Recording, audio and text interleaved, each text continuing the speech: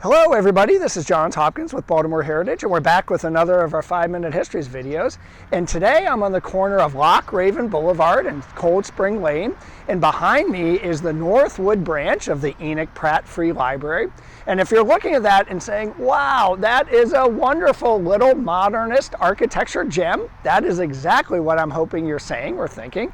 And in fact, it's part of a cluster of little modernist architecture gems that the Pratt Library built between the 1950s and 1971. And that's what we're going to talk about today. But I have to start with a quick thank you to Dr. Isabelle Gournay, an architectural historian who did some wonderful research on these buildings and then shared it with me. So thanks for making this video possible. Before we get to the branch libraries, and we're going to talk about, I think, 4 or 5 of them, let me just say a word on modernism, modernist architecture. It is a distinct style in a distinct era. It is not just contemporary architecture, whatever is built today, but it has its own guiding principles.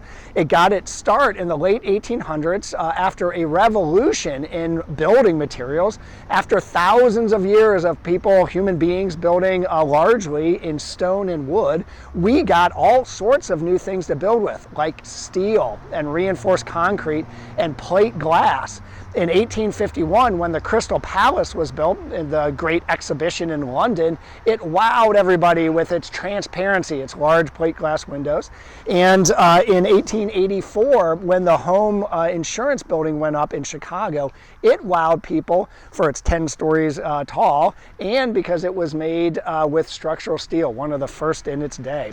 Modernism also was employed in smaller buildings and in houses, and although he was notoriously prickly for anybody trying to categorize him into one architectural style, the great architect Frank Lloyd Wright certainly did lots of things with modernist elements. If you're ever in the Oak Park neighborhood of Chicago, drive around and you can see lots of Frank Lloyd Wright houses and really get a sense of modernism.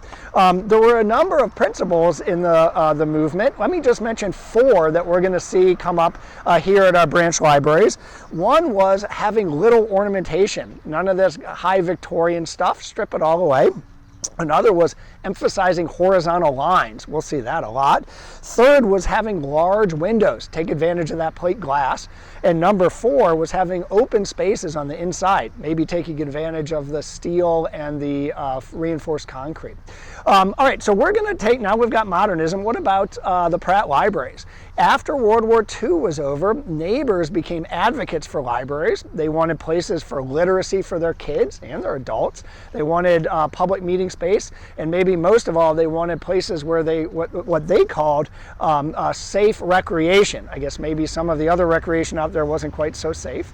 And in fact, the Pratt responded by building 14 branch libraries between the 1950s and the 1970s. It led the nation in that. That's pretty neat. What's also pretty neat is we've got a correspondence from one of the architect consultants for the Pratt laying out the Pratt's guiding principles for how these new branches should be. Let me read a few of those. They're kind of fascinating. One is place or have the entrance floor dominate the building. Make it easy to get in and get at the books. We're going to see all of these principles are really trying to create libraries that are for the people.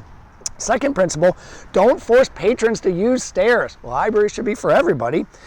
Third, simplify the reading rooms. We don't want any of these grand New York Public Library reading rooms. We want for the people reading rooms. In a similar vein, avoid monumental entrance halls, big dome ceilings, and grand stairways. These are neighborhood libraries, not Taj Mahals. Include, I love this one, include walls of windows so the people on the outside can see how happy the people are on the inside and want to go in and join them. And then finally, locate the branches on busy streets, preferably commercial corridors. So as people are out doing their shopping and errands, they can pop in and use the library as well. All right, let's jump in and take a look at a few of these modernist gems that were built between the 1950s and early 1970s. Sort of like Magellan circumnavigating the globe in his sailboat from Spain. You can circumnavigate the Pratt libraries in your car from your front parking spot. All right, so let's go. Let's do it a little bit chronologically. The first one that was built is the Edmondson branch library in Edmondson Village, 1952. It was the first branch built since 1929, so first out of the gate then. And as you can see, it's on a corner on a busy street. It's got wonderful big windows. I think it meets both the Modernist check boxes and the Pratt's own check boxes. To boot, I think at least that it's a great complement to the shopping mall, the Edmondson Village shopping mall that's just right next door. All right, we're going to go a little quickly here. Next up is the Hamilton Library, 1959 on Harford Road. It also checks a number of boxes, horizontal lines, big windows on a busy street. Its architect, Alexander Cochran, also included kind of a neat element, which was a public patio, that open-air patio that could be used as a reading room. If we're going to sort of break down architecture for the people, he almost went one step further and had no architecture for the reading room, just an outdoor space.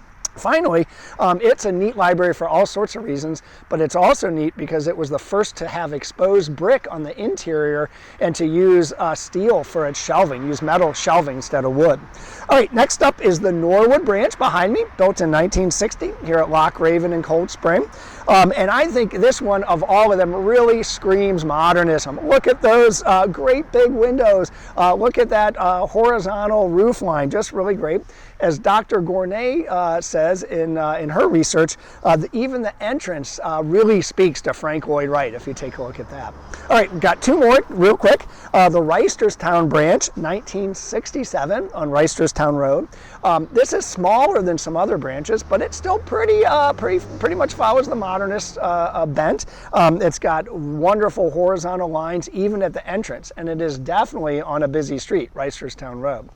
All right, the final one that we're going to cover, 1971, the last to be built in this cluster, is the Light Street branch down in Federal Hill. And it follows these modernist principles also. It's got horizontal lines, it's got very little ornamentation. On the inside, it's got wonderful big open spaces. In 1971, when it was built, was a time of social turbulence, and it was also the first Pratt library to be built to try to prevent vandalism, which might explain the lack of big plate glass windows on the front. But we're going to end not on a note of vandalism, but a note of art.